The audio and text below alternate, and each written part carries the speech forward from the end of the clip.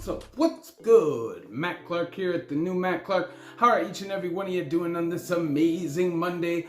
I'm doing great. My girl's doing great. My family's doing great.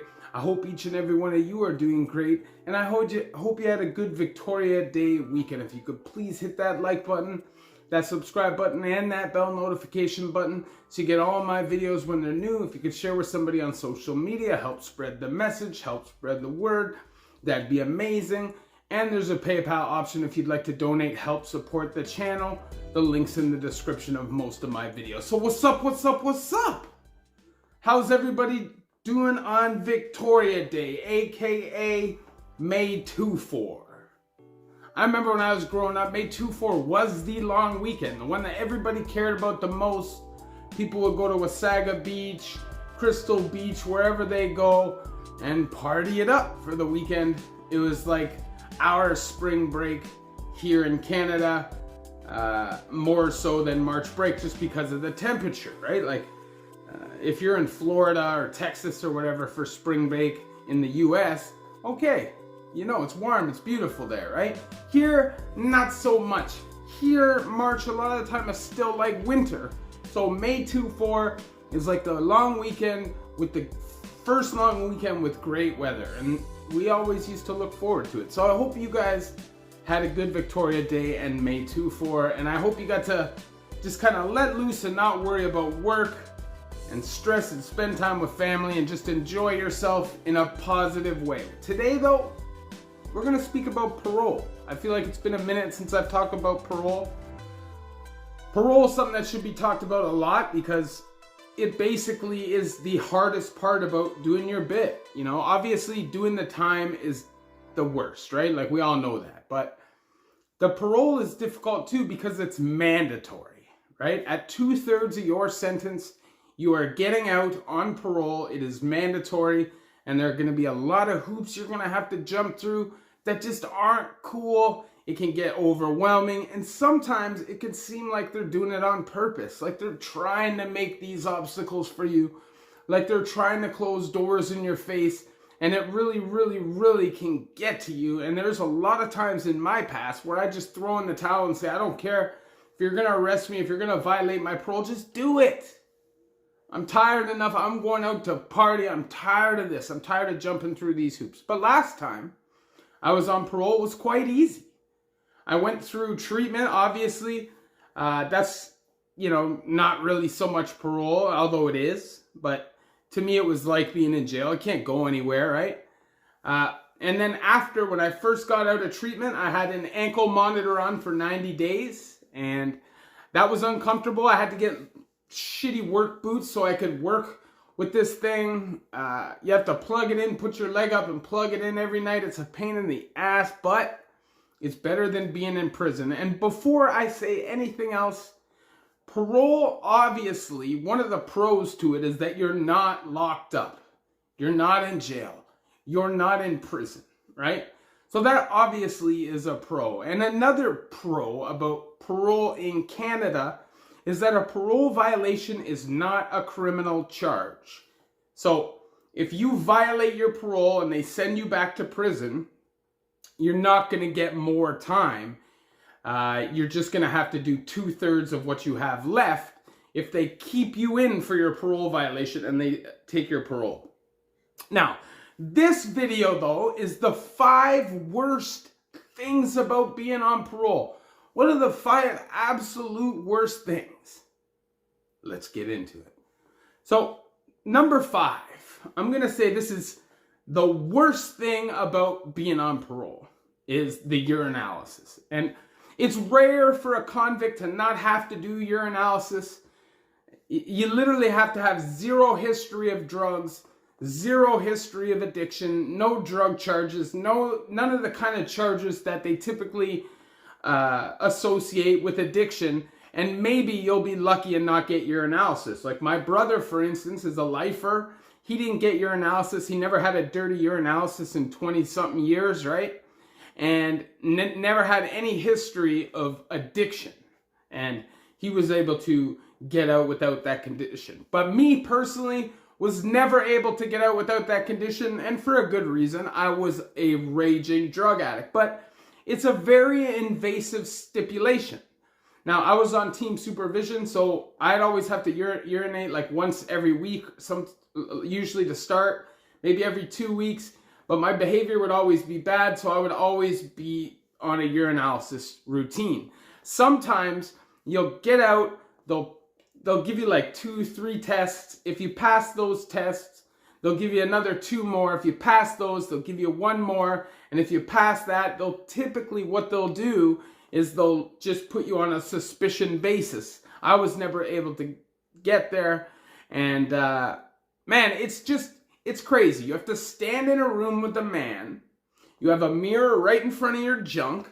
The man is literally staring at your junk, and you're expected to go. Now, I used to have stage fright issues, and I always used to think that it was just nerves. But the reality is, last time I was on parole, I never had those stage fright issues.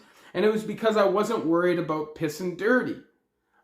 I was, in past paroles, it was always like, because I was always bending the rules. I was always playing with my freedom by using.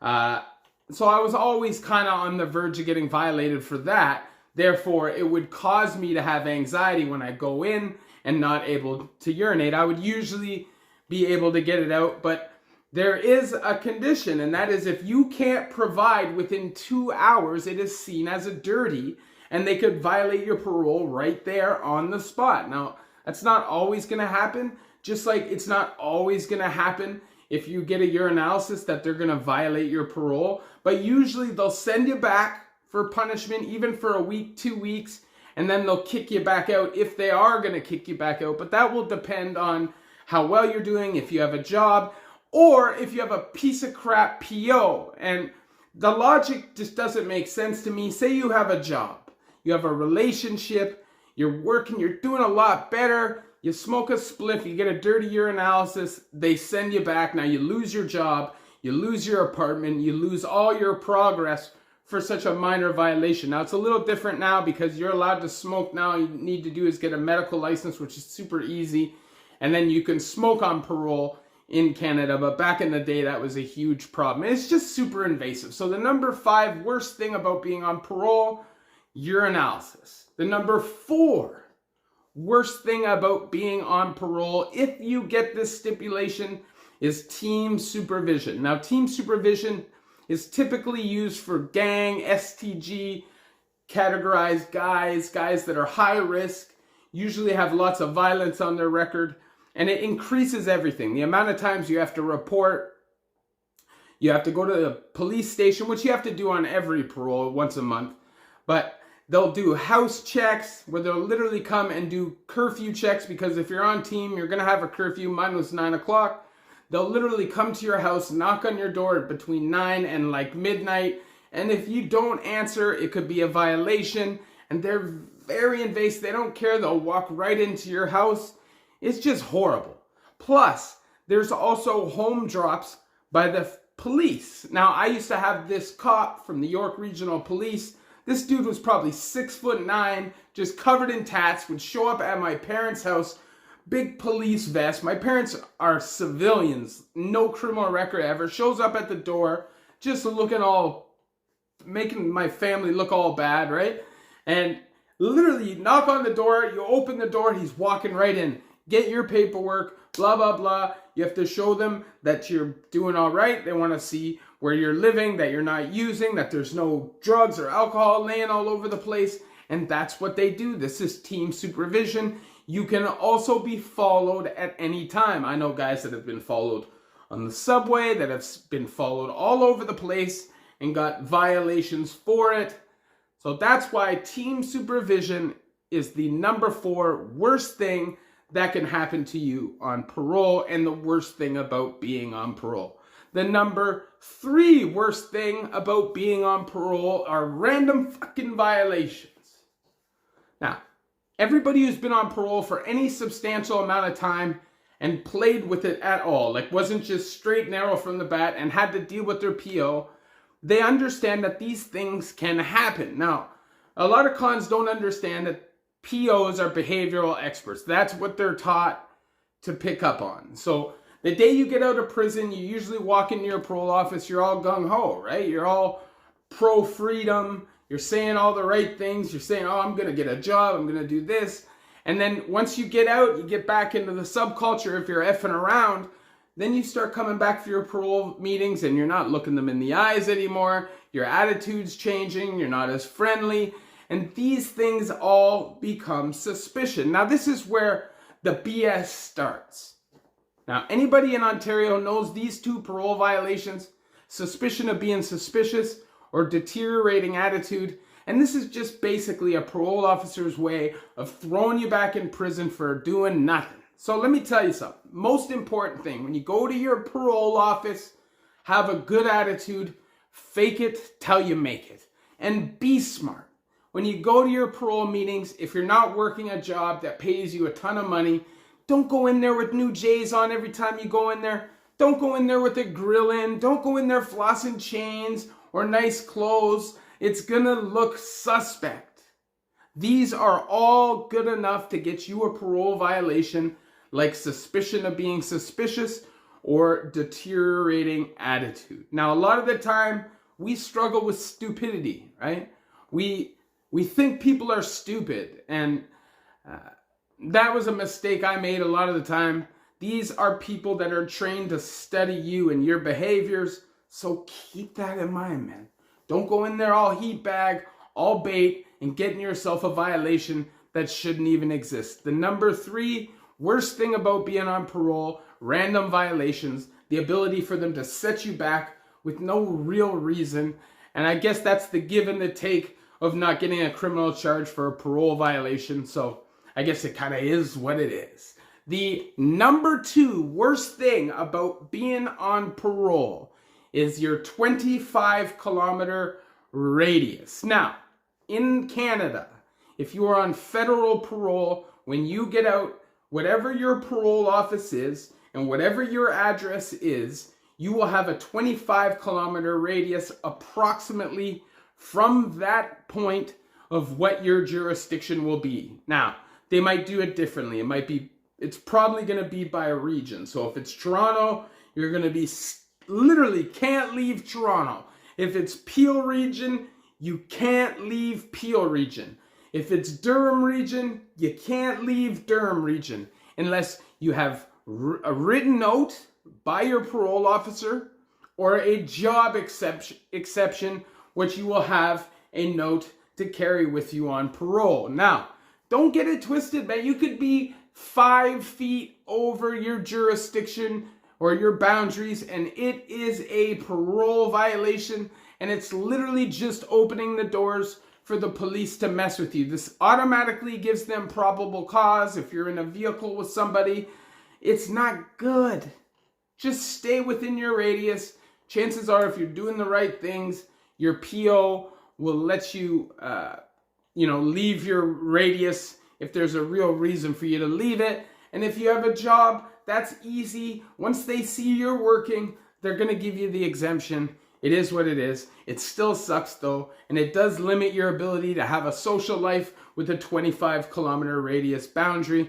That's why I put that as the number 2 worst thing about being on parole. Now, I'm going to throw a runner-up in here, and that runner-up is having to report relationships. Now, there are certain circumstances where I understand. If the dude's a skinner, if the dude's a domestic abuser, then I understand that they have to report their physical relationships, right?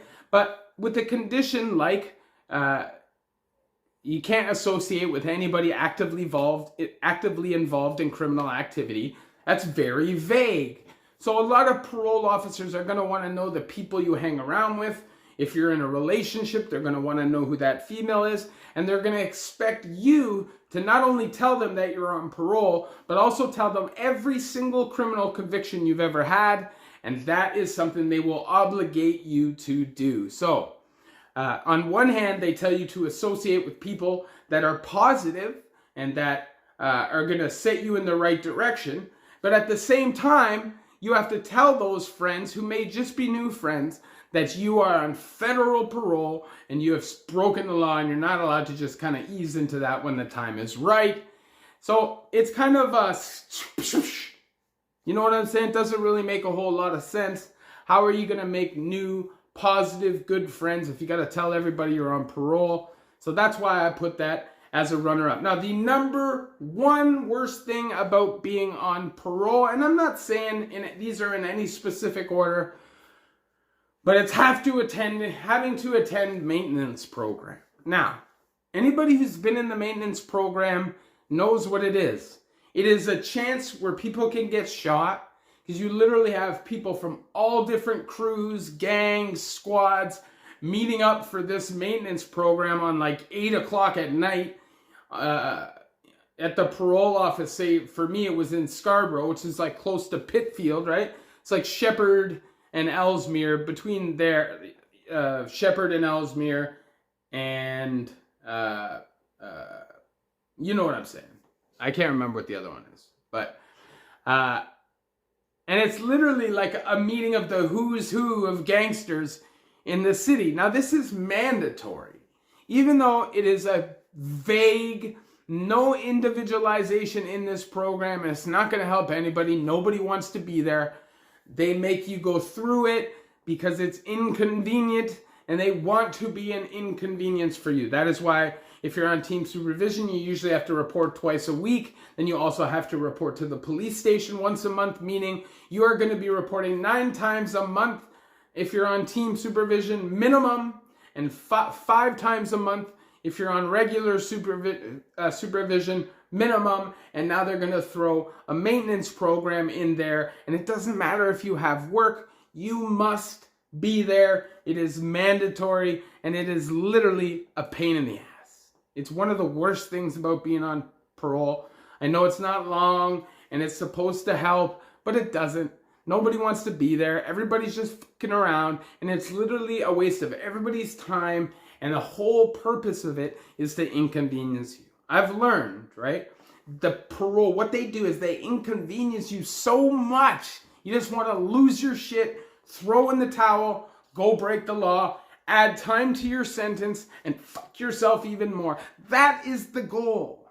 But what I also learned is that parole can be very easy if you just don't break the law. Don't hang around with anybody who's fucking around, and don't use drugs. And guess what? Parole's easy. After a few months, my PO backed right off. I didn't have to worry about nothing. I had my job. I had to do what I had to do. I had my conditions, like reporting all income and stuff, which sucks. But it's something you got to do, and parole is better than prison. Doesn't matter what they say. If I got a 20-year sentence and they said to me, we're going to let you out tomorrow, but you got to do those whole 20 years on parole, sign me up. I don't care. It's better than prison. I've seen lots of guys in my years who have short sentences, like 2, 3, 4 years, tell their POs, we just want to do our time. I don't want to get out with any parole. I want to do my whole sentence. Just let me out free. The POs say no. They want to keep you engaged in the system. They want to keep you wrapped up so you hamster wheel, catch up, and keep their job secure. Don't play into it. Mind your business. Do what you got to do. Complete your parole. If you catch new charges while on parole, it's going to be worse for you. The time's just going to be awful. I share my stories with you guys so you guys don't have to go through these things yourselves. If I could snap my finger, nobody goes back to prison. Nobody's addicted to drugs. Nobody has to deal with parole. That's what I do. And that's a perfect world. And that's not what the fuck we live in. And we all know that, right? It's crazy out here. And sometimes ribs is touching. And sometimes you got to do what you got to do to survive. And sometimes that can land you in prison and possibly on parole. This video hopefully will just give you an understanding of what to expect when on parole. It's not easy, but it's also not hard. You can make it hard for yourself, but you can also make it really easy for yourself by doing the right things. And I can't stress it enough. Once you go to prison and you lose your freedom, you'll give your leg almost to get out on parole. And it's just something that you take for granted. It's somewhere you never want to be. So don't get a criminal charge. Don't get a charge that's going to get you pen time. Don't waste your life with crime at all. Just stay out of it. If you could please hit that like button, that subscribe button, and that bell notification button to get all my videos when they're new. If you could share with somebody on social media, help spread the message, help spread the word, that'd be amazing. And there's a PayPal option if you'd like to donate, help support the channel. The link is in the description of most of my videos. So, I love y'all, man. I appreciate the support and the time you guys take to watch my videos. And I just lost a subscriber who just went to prison. Aaron, man, shout out to you. 6 years for a home invasion. It's crazy. I basically talked to him throughout the whole thing, and now he's up north doing his bit, and I feel for the man, and I wish that I was able to get through to him a little more.